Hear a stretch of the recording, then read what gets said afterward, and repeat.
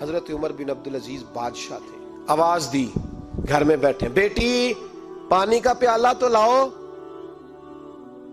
بیٹی خاموش ہو گئی، ساتھ والا کمرہ بیٹی کا، پھر آواز دی، بیٹے سن رہی ہو کہ ابا جی سن رہی ہوں، پانی کا پیالہ دینا۔ بیٹی خاموش ہو گئی، تیسری آواز دی تو زوجہ پانی لے کے آ گئی، میں کہا حضور پانی۔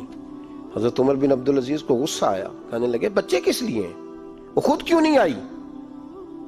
اب اتنی نافرمان ہو گئی ہے کہ ایک پیالہ پانی کا باپ کو نہیں دے سکتی، کیوں نہیں آئی؟ تو زوجہ کہنے لگی چلیں درگزر کریں۔ اس نے کہا ابا کو نہیں بتانا، پی لے۔ کیوں نہیں بتانا؟ بتاؤ کیوں نہیں آئی؟ میں نے اس کو پکارا تھا، تمہیں پکارتا تو تم آتی، تمہیں بتانا پڑے گا۔ جب بات ذرا آگے بڑھی تو ماں تھی نا، بات بیٹی کی تھی، تو اماں رو پڑی، آنکھوں میں آنسو آئے۔ کہا کیوں روئی ہو؟ کہنے لگی بیٹی کا پجامہ پھٹ گیا، دوسرا ہے نہیں، اور آپ لے کے بھی نہیں دیتے، کمرے میں بیٹھ کے تو پجامہ سی رہی ہے، تو کہہ رہی تھی ابا کو بتانا نا، انہیں تکلیف ہوگی، تو وہ اس کے پاس دوسرا ہوتا تو آ جاتی، ایک ہی تھا، تو اس لیے نہیں آئی۔ حضرت عمر بن عبد العزیز اٹھے، سر سجدے میں رکھا، کہنے لگے یا اللہ تیرا شکر ہے، تو نے میرے بچوں کو بقدر ضرورت روزی عطا فرمائی ہے، یا اللہ تیرا شکر ہے۔ ایک روایت میں نے پڑھی، کلیجہ منہ کو آیا، مصطفیٰ کریم بیٹھے تھے، تو سیدہ عائشہ صدیقہ رضی اللہ تعالیٰ نے عرض کی یا رسول اللہ صلی اللہ علیہ وسلم، وہ دیکھیں سیدہ فاطمہ آ گئی ہیں، وہ دیکھیں بی بی صاحبہ بغیر بتائے آ گئیں۔ حضرت فاطمہ الزہرا آئی، حضور نے فرمایا فاطمہ بغیر اطلاع کے؟ حضور چھوٹا سا کام تھا۔ کیسے آئی ہو؟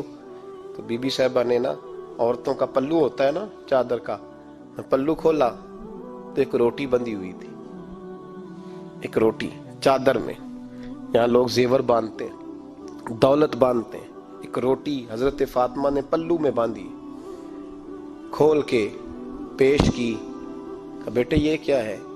کہ ابا جی کئی دنوں سے گھر میں روٹی نہیں پکی تھی، آج علی کچھ جون لائے تھے، پیسے ہیں، چند روٹیاں بنی ہیں، تو بچوں نے تو کھا لیا، تو میرے سامنے بھی ایک روٹی آئی تھی، میں نے لقمہ توڑا ہے تو مجھے خیال آیا پتہ نہیں مصطفیٰ نے کھایا ہے کہ نہیں کھایا، پتہ نہیں حضور نے روٹی کھائی ہے کہ نہیں، تو حضور میں لے کے حاضر ہو گئی ہوں، مہربانی فرمائے۔ تو فرمایا بیٹے بیٹھ جا۔ حضرت فاطمہ بھی بیٹھ گئی، سیدہ عائشہ کہتی حضور بھی بیٹھ گئے۔ فرمایا فاطمہ کتنے دنوں سے نہیں کھایا؟ عرض کی حضور 3 دن سے۔ فرمایا بیٹے میں نے 5 دن سے نہیں کھایا، آ جا۔